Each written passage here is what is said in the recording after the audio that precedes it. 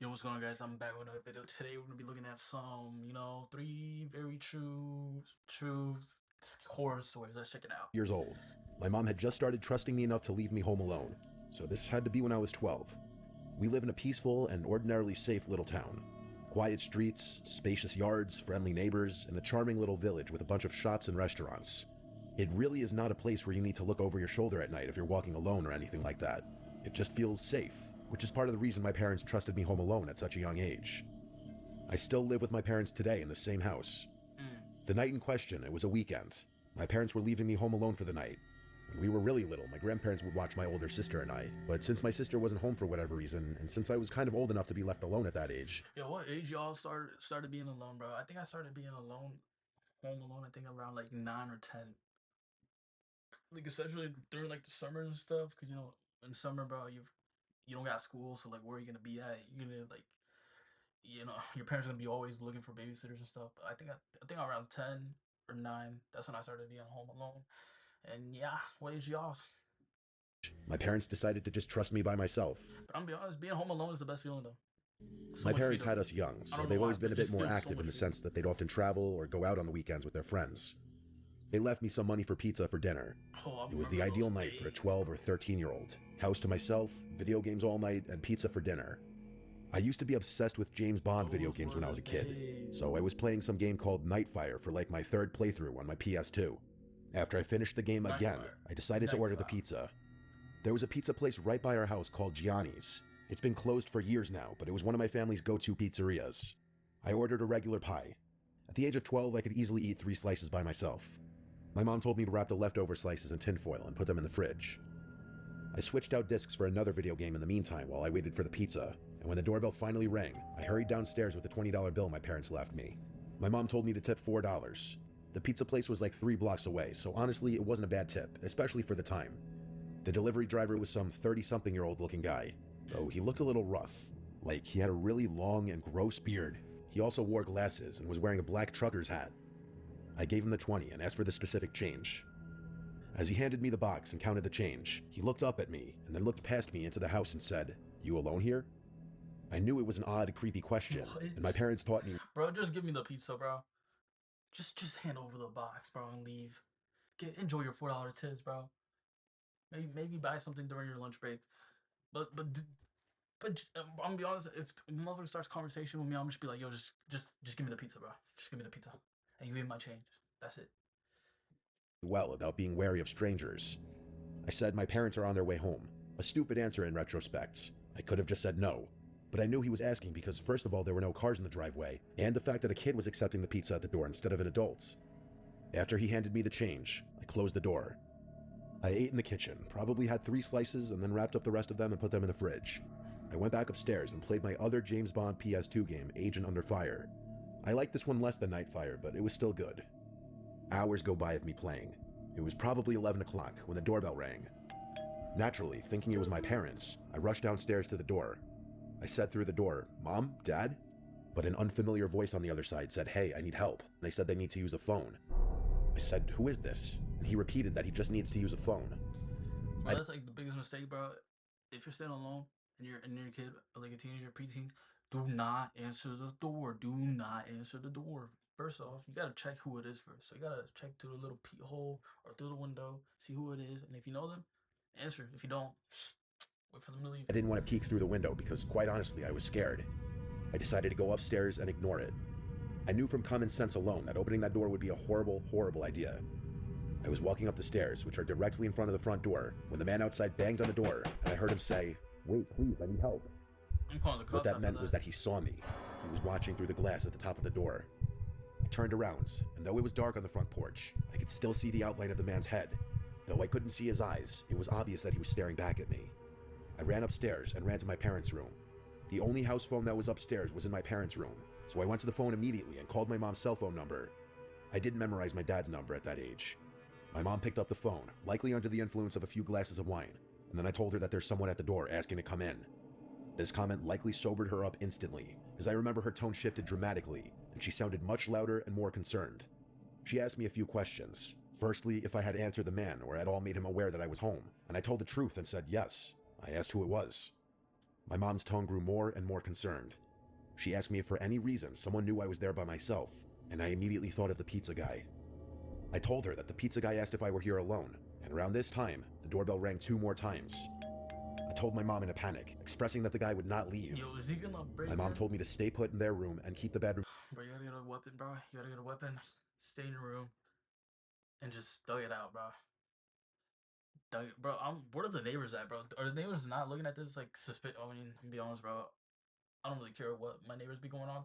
Like, I don't be checking on my neighbors like that, so never mind. Door locked. She said they were calling the police. My mom kept me on the line with her on her phone while they called the police using my dad's phone. Sir, police be taking forever. They had to leave the restaurant they were in to go outside to better be able to communicate. It was a summer night. The windows were all cracked open to let some air into the house. And through my parents' window, I heard the gate on one side of the house leading to the backyard opening. It opened in a very discreet, gentle-sounding way. I told this to my mom, and she kept telling me to just stay quiet, stay in their room, and keep the lights off. I said quietly into the phone, "What if he tries getting in through the den window?" My mom would tell me to just stop talking and wait for the police. She would continue talking into the phone, feeding me updates from the police and their ETA, reminding me also to not talk. I was starting to calm down just a bit when I heard the unmistakable sound of footsteps downstairs. Footsteps of someone inside the house, wandering around. I whispered this in a panic to my mom, and I heard her scream something into the other phone to the police. Probably something along the lines of, "The man is inside the house, hurry up." My mom told me to hide under the bed and wait there. For my 12-year-old self, it was the most horrific, unreal moment of my life. The only thing keeping me feeling relatively protected was the tiny little lock on my parents' bedroom door. I heard footsteps coming up the stairs. The stairs are by my sister and I's bedroom down the hall. My parents' bedroom is further down. The footsteps faded for a few moments, I'm assuming as the intruder went into our bedrooms, searching. My mom told me the police would force their way in and to not move until they were inside. I heard the footsteps in the hallway coming down this way until they got to the bedroom door, and then they tried pressing down the doorknob only to find it locked. They tried a few times, as if that would somehow magically unlock the door. Then there was a light knocking on the door, but the person on the other side didn't speak a word. They tried the doorknob one more time before I heard the footsteps walk back down the hallway, then down the stairs, and they faded away deeper into the house. I did my best not to burst out into tears the entire time. I didn't even whisper anything into the phone because I was too scared to make the slightest sound. My mom finally told me the police were there, but to still stay put. I was expecting to hear them kick down the door, but instead, I just rather suddenly heard multiple heavy footsteps and a man shouting my name, identifying himself as a police officer. I heard them coming up the stairs, and my mom gave me permission to answer them and unlock the door. There were 2 officers upstairs when I opened the door, and then 2 more downstairs. They didn't have to kick down the front door because the back door was left completely ajar. The back sliding window was also slid completely open, which was the obvious original entry point. I had to talk with the police and tell them everything that happened, including my suspicion of the pizza guy, with my parents listening in on the phone. They were en route home, and by the time they got back, there were only 2 police officers still at the house. With the police report including a note of the pizza guy, they said they'd do their investigation. My parents brought me to Gianni's Pizzeria the next night and asked me to point the guy out if I saw him. When I didn't see him, they asked the manager which employee matched the description of the delivery guy I described. He said that would be Phil, who is currently out doing a delivery. After explaining the whole scenario, Shit, I don't even know what I was about he to said say there's no way that would be Phil, and asked us to leave the premises. Long story short, my parents made a big scene in the pizzeria, and they said they would never give them our business again. We went to the car and waited in the parking lot. Why are they freaking aggressive? Why, bro? Shut down that pizzeria, bro. Why are they being aggressive? We waited for almost an hour, and when he never showed up, we left. My parents thought it was because the manager called or texted the employee, which caused him not to show back up, but who knows?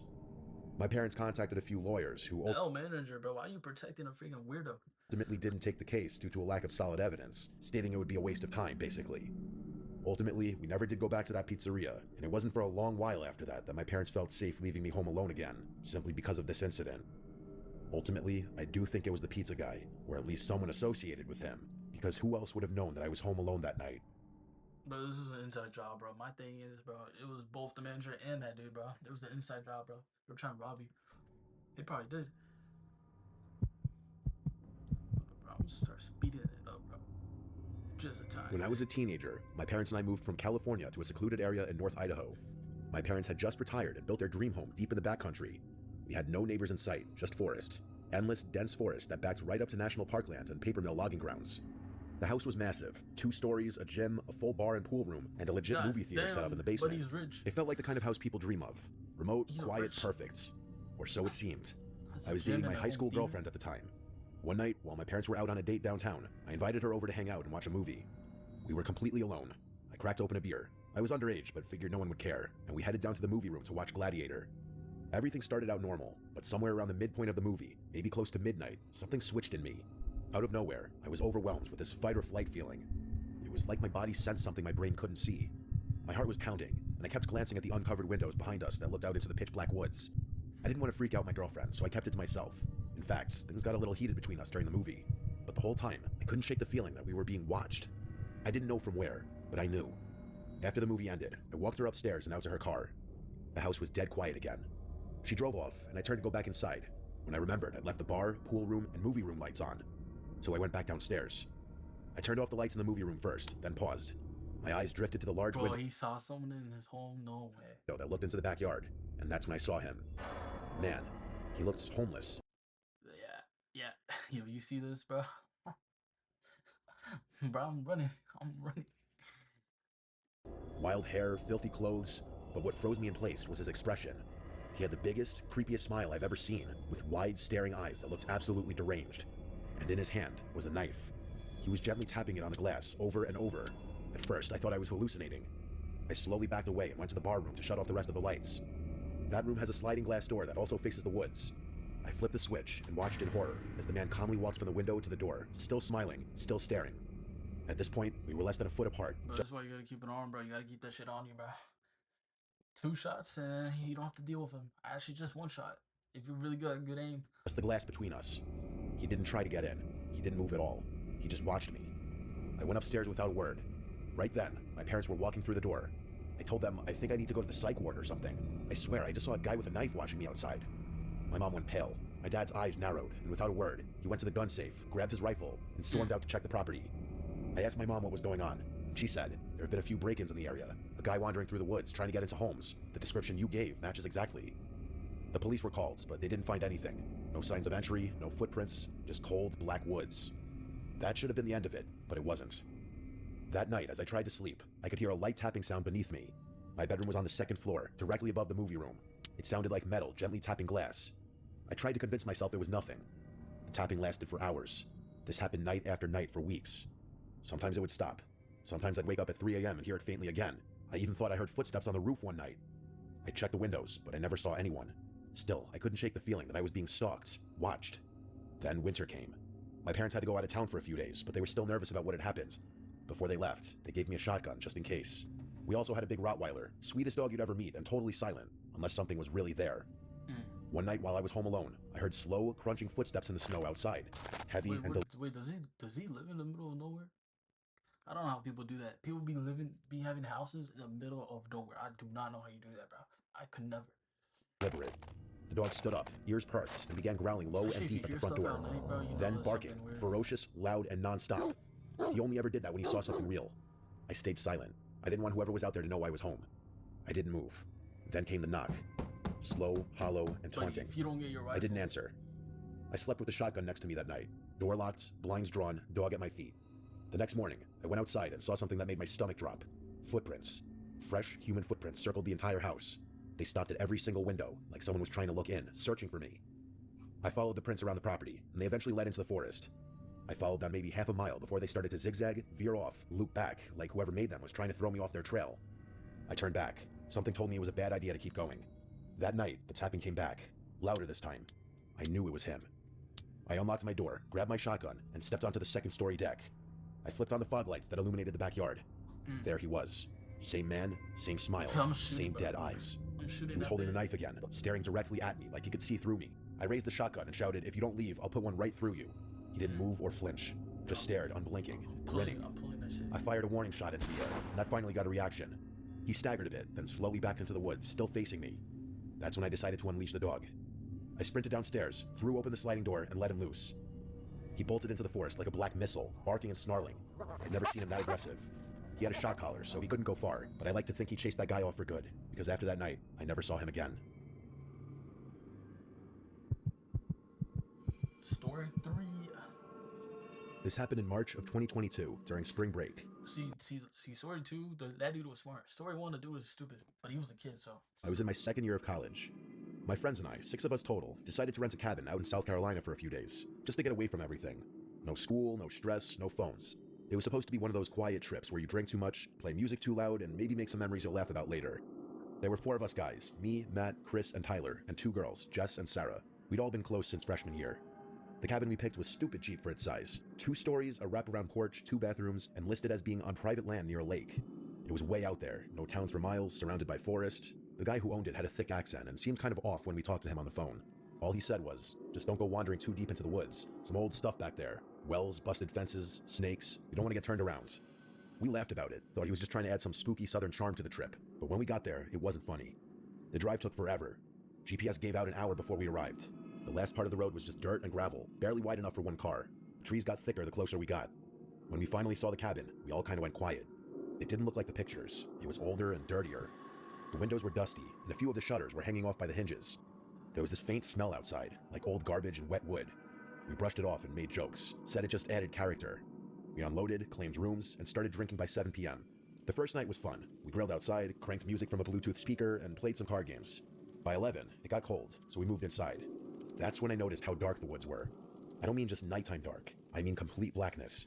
The porch lights barely lit up more than a few feet, and the trees were so dense it felt like they were pressing in from all sides. No bugs, no wind, just total, heavy silence. We ended up crashing around 2 a.m. I had one of the rooms on the ground floor, right next to the kitchen. Small and just a bed and a window facing the woods. At around 4 Bro, I do not. And bro, in the that's like the word. Like having a window by your bed. I mean, having a window in your bedroom. That's like obvious. That everyone has that, right? But like having it in like the ground floor, bro, in the woods. Nope, nope. Because people can easily spy on you and easily break in, bro, if you leave that window open. But what you should do is that obviously you have the bedroom on top. Like, why would you sleep on the lower floor? 4:15, I woke up. No reason, just wide awake like someone had poked me. I lay there for a second, heart beating fast. Also, AI is crazy, bro, because I know he used AI to make these images. Then I heard it. Tap, tap, tap. I thought It's it was the tough, though. heater at first, but then it repeated. Steady, non-metallic, non-mechanical. It sounded like fingers. I looked at the window, and there was a man standing there. He was pressed up against the glass, face almost touching. Bro, it's like this is like a phobia, bro. I know people have this phobia where like they have a phobia where they don't want people to be like random people, like random strangers, just straight up creeping around in your window and just looking at you, bro. I forgot what the term was like. It. Pale skin, wild hair, no shirt, just staring in. His mouth hung slightly open like he was breathing through it. His eyes were wide. He didn't blink. He didn't move. He just stood there and tapped, soft and slow, like he was trying to tease me. I felt like my body locked up. Hey yo, Then the tapping got hey yo, pause. there and tapped, soft and slow, like he was trying to tease me. Like you was trying to I tease felt like me. my body locked up. Then the tapping got a little faster. I whispered for Matt, who was sleeping on the couch outside my room. I said his name again, louder. He woke up groggy and asked what I wanted. I just pointed. He looked over, saw the man, and immediately jumped up, knocking over the coffee table. That must have scared the guy off, because by the time Matt turned the porch light on and ran outside, he was gone. We all got up. The girls were terrified. Tyler tried to convince everyone it was just some drunk local messing with us. Chris said maybe it was a hunter who got lost, but I knew it was that guy watching me. He wasn't lost. We blocked the doors, moved the couch in front of the big living room window, and took turns staying awake for a few hours. Nothing else happened that night. The next morning, we went outside. There were footprints, bare human footprints circling the entire cabin. They stopped at every window, every single one, even the little one above the upstairs shower. That should have been it. We should have left, but we didn't. We were dumb and By stuck. the one by the shower too, bro. You all have windows in the shower? What? And we stayed. Night 2 started the same. Drinks, music, fire pit, but the energy was different. Everyone kept glancing at the woods. Jess didn't drink, and Chris kept his hunting knife on his belt. When we finally went inside, we locked every window and double-checked the doors. Around 3:30 a.m., Matt went to the kitchen for water. He stopped in the hallway and called my name. I got up and saw him standing there, pointing.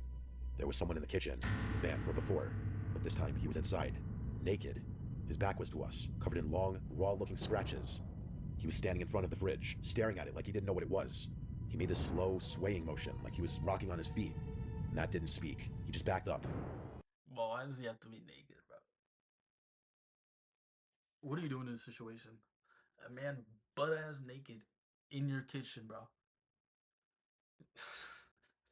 Bro, I'm crashing out, bro. We especially all if they gathered did something silently at the lawful. hallway entrance.